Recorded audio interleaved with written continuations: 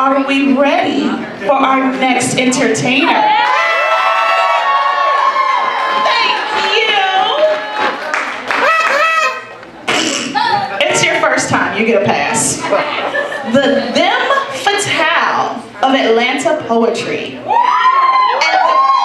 And the premier poets of Atlanta Burlesque. I present to you Jordyn King.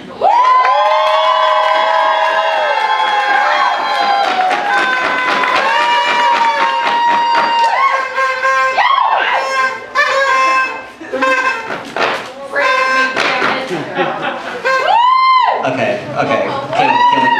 Can we get this to like raise a little bit? Okay. My height. It helps if you get it a little wet. Had to put my boobs in. Yeah. Always help. It's true. You're welcome. Preach. We're wearing Go Jordyn! Yes. Give it to us. Yes.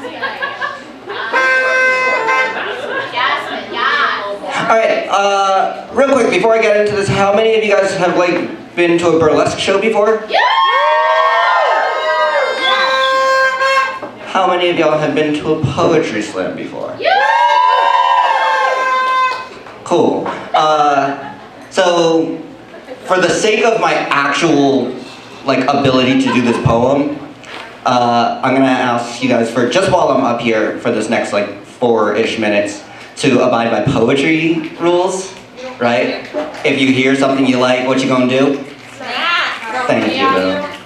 I mean, listen, if you want to throw money at me, please feel free. That won't break my concentration a bit. A horn, though. Yeah.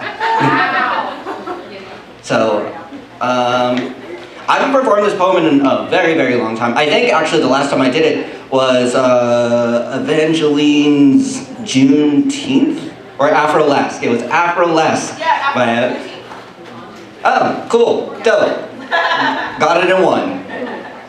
So we're gonna see if I remember this.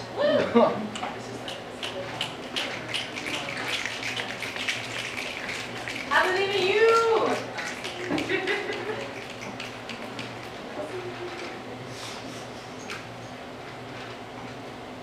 When I was 8 years old, I believed in Santa Claus. I also believed that he only ever visited houses that had chimneys, and I didn't know anyone in my neighborhood who had a chimney. So, in my 8-year-old mind, I put 2 and 2 together. And at 8 years old, I asked my parents, very honestly, hey, why is Santa Claus racist? Because he only visits people with chimneys. And none of the black kids in our neighborhood have chimneys, and there's no reason why he, with all of his power and benevolence, couldn't, I don't know, knock on our front door or send a letter to my parents letting them know that he's on his way with gifts for all the kids in the hood. I mean, we wrote him letters every year. He obviously checked up on us to see who was naughty and who was nice, and we were such good kids most of the time. So obviously, Santa Claus just hated the poor black kids in my neighborhood, and I just wanted to know why. Imagine my surprise when I found out that Santa Claus wasn't real. He was just a myth, a fiction, a thing for privileged white kids to enjoy. Like, they needed to escape reality.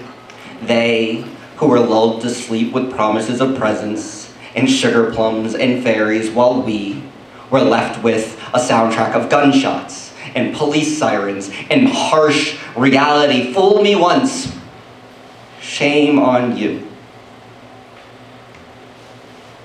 When I was 15 years old, I believed in God. I believed that if you just loved him enough, he would work miracles in your life. And isn't it always so funny how we always try to love the things that do nothing but hurt us? But I was so convinced that if I just loved God enough, maybe he would make a miracle out of me. Make me privileged, or straight, or a girl.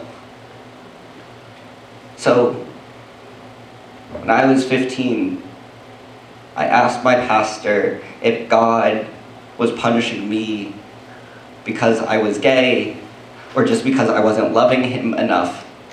Because in my mind, there was no other reason why he, with all of his power and benevolence, couldn't hook me up the way that he seemed to hook up everybody else in the Bible. I mean, I always opened my heart for him, dressed my best, and went to church every Sunday. I tried to do good. And so, obviously, God was punishing me, and I wanted to know why. Imagine my surprise when I realized that God wasn't here, that he was just a fiction, a myth for privileged oppressors to enjoy, like they needed the kingdom of heaven, they who hoard wealth and pass unjust laws while we are shot and killed and sentenced and banished to hell simply for existing. Fool me twice. Today is my little sister's 17th birthday. And when I texted her happy birthday, she said, I wish that I could believe in something. Like God, or Santa Claus, or America. But time and time again, we are smacked with the same reality. These stories that they peddle are not meant for us. We're never designed for people who looked, talked, acted, thought like us. And so on December 14th, my little sister turned 17 and said, I wish we could believe in something. And apparently neither of us have learned our lesson yet. Shame on us.